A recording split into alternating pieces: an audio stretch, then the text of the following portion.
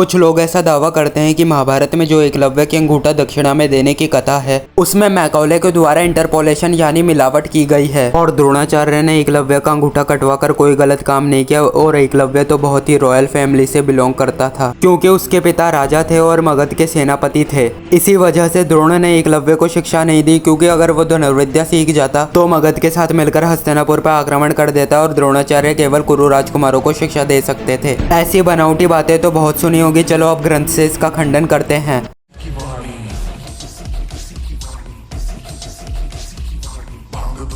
Bell का पत्ता तीनों लोग इसी की सत्ता, स्पीकर भी अडिग अमर है, महादेव हर हर है जत्ता।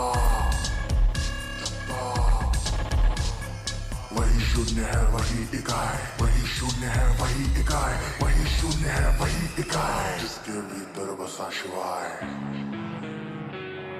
बीजेपी के स्पोक्स पर्सन सुधांशु त्रिवेदी ने एकलव्य के अंगूठा कटने की घटना पर टिप्पणी की थी, तो चलिए सुनते हैं उन्होंने अपनी राय में क्या कहा। एकलव्य का अंगूठा कटवा लिया द्रोणाचार्य ने, पढ़ा है ना आप सबने, पर ये बताइए कितनों ने महाभारत में स्वयं पढ़ा है? मेरे विचार से हम में से किसी ने भी कभी महाभारत में वह प्रसंग पढ़ा ही नहीं होगा एकलव्य वाला। और अगर हम यह भी विनम्रता से पूछे कि महाभारत के कौन से चैप्टर में है, तो भी शायद हम में से किसी को ध्यान नहीं होगा कि महाभारत के वन पर्व में एकलव्य का उल्लेख है। सुधांशु त्रिवेदी पहले ये खुद एक्सेप्ट करते हैं कि हम में से किसी ने यह एकलव्य का प्रसंग महाभारत में नहीं पढ़ा होगा, पर खुद अपनी राय इस विषय पे दे रहे हैं। इसे ही हिपोक्रेसी कहते हैं। सुधांशु त्रिवेदी ने अभी सही कहा था कि उन्होंने खुद से महाभारत में एकलव्य का प्रसंग नहीं पढ़ा, नहीं तो उन्हें पता होता है महाभारत में एकलव्य का उल्लेख वन पर्व में नहीं आदि पर्व के अंतर्गत संभव पर्व के 141वें अध्याय में है। चलो फैक्ट चेक करने में कुछ गड़बड़ हो गई होगी, आगे सुनते हैं। मगर देखिए मार्क्स और मैकाले का प्रभाव कि हमारे दिमागों में ऐसा भरा हुआ है कि हम ग्लानि से आबद्ध हैं बगैर पढ़े हुए। अब मैं आपसे कहूंगा, जाइएगा, जाकर पढ़िएगा, अवेलेबल हो तो इंटरनेट पे जाके सर्च कर लीजिएगा, ना हो तो राम जो महाभारत सीरियल आया था उसका एपिसोड जाके यूट्यूब पे देख लीजिएगा।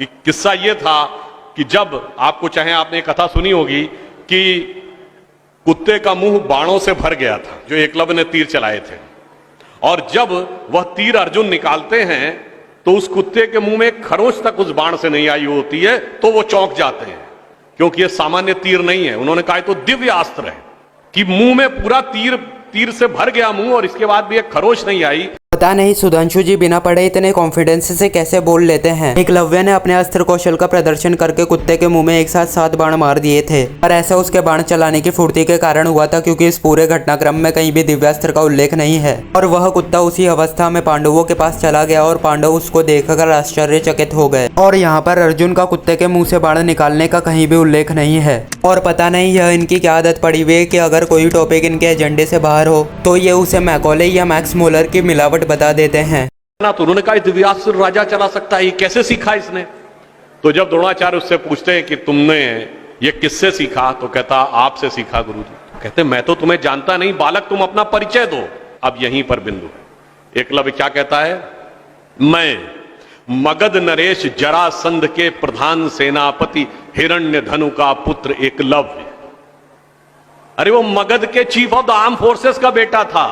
यदि आप ये कह रहे हैं कि वनवासी था तो ये भी पूरा वाक्य तो पूरा करो कि वो सेना अध्यक्ष था। मगर देखिए कितनी चालाकी से छुपा लिया आधे तथ्य को और उसके बाद हमारे दिमागों में भर दिया कि ये बहुत गलत किया गया। लगता है सुधांशु जी ने मैनिपुलेशन में महारत हासिल कर रखी है। महाभारत ग्रंथ से इनके दावे कुछ अलग ही हैं। द्रोण को पहले से ही पता था एकलव्य निषाद पुत्र है। जब एकलव्य द्रोण के पास शिक्षा लेने के लिए आया था तब द्रोण ने उसे ही निषाद पुत्र समझकर अस्वीकार कर दिया था। अब इसके लिए भी कुछ लोगों के पास अलग ही बहाना रहता है। द्रोण बस कुरु राजकुमारों को शिक्षा देता था, इसलिए उसने एकलव्य को शिक्षा देने से मना कर दिया, पर वास्तविकता इससे बिल्कुल उलट है। द्रोण का अस्त्र कौशल सुनकर विभिन्न जगहों से राजकुमार उसके पास शिक्षा लेने के लिए आए थे और ये निषादराज हिरण्यधनु तो ऐसे बोलकर बताते हैं जैसे उसके पिता बहुत ही शक्तिशाली और वैभवशाली राजा थे। निषाद उन्हें बोला जाता है जो जंगलों और पहाड़ों पर भ्रमण करते हैं और जो शिकार करते हैं। हमारे ग्रंथों में आदिवासियों को ही निषाद बताया गया है। अब आप ही सोच के देखिए, कोई समृद्ध और शक्तिशाली राजा जंगलों और पहाड़ों पर भ्रमण क्यों ही करेगा शिकार के लिए? महाभारत में एकलव्य की अवस्था के बारे में बताया गया है कि उसके शरीर का रंग काला था, उसके मैल जमा हुआ था और उसने मृग की खाल नीचे पहन रखी थी और उसने अपने मस्तक पर जटा धारण कर रखी थी और उसकी इसी अवस्था को देखकर कुत्ता उस पर भौंकने लगा था।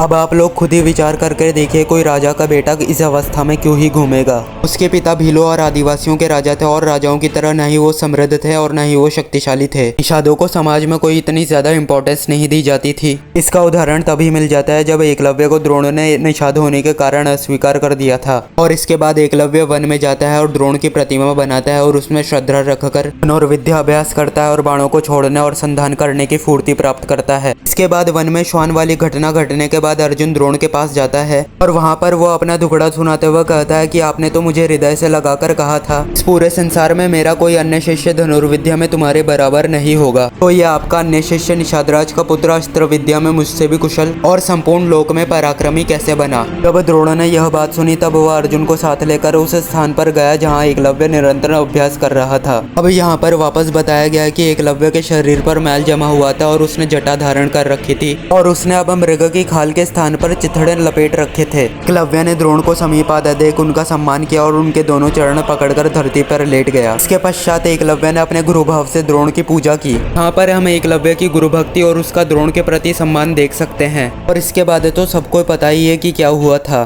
सत्य पर सदा अटल रहने वाले एकलव्य ने अपनी प्रतिज्ञा की रक्षा करने के लिए अपने दाहिने हाथ का अंगूठा काट कर दे दिया। द्रोण ने उसे यह तो बता दिया था कि दोनों उंगलियों से कैसे बाण संधान करना है। इस अवस्था में पहुंचकर वो पहले की तरह फुर्ती से अपने बाण संधान नहीं कर सकता था। और इसके पश्चात महाभारत में बताया गया कि अर्जुन की बड़ी चिंता दूर हो गई, उसको बड़ी प्रसन्नता हुई इस घटना के बाद। द्रोण का भी वो कथन सत्य हो गया कि अर्जुन को दूसरा और कोई परास्त नहीं कर सकता। इस घटना से यह पता चलता है कि एकलव्य के मन में जो द्रोण के प्रति रिस्पेक्ट थी उसे वो डिजर्व ही नहीं करता था और अर्जुन का जेलस माइंडसेट भी पता चलता है। अर्जुन एकलव्य की स्किल्स देखकर जल गया और उसके अंगूठा करने के बाद वो बड़ा प्रसन्न हुआ। अब देखा जाए तो यहाँ सारी गलती अर्जुन की नहीं थी, द्रोण का भी यहाँ बड़ा अधर्म था। धर्म का ज्ञान होते हुए भी उसने यह अधर्म किया, जिसे आज के फेक इंटेलेक्चुअल्स यह कहकर टाल देते हैं कि द्रोण को यह करना पड़ा हस्तिनापुर को बचाने के लिए। पूरा कॉन्टेक्स्ट बताते नहीं है और अपनी बनावटी बातें बताते रहते हैं, क्योंकि वह शायद यह सोचते हैं कि इससे हिंदू धर्म में जातिवाद सिद्ध होता है, क्योंकि हमारे धर्म में जातिवाद है ही नहीं, क्योंकि यहाँ पे वर्ण का विधान कर्म से होता है।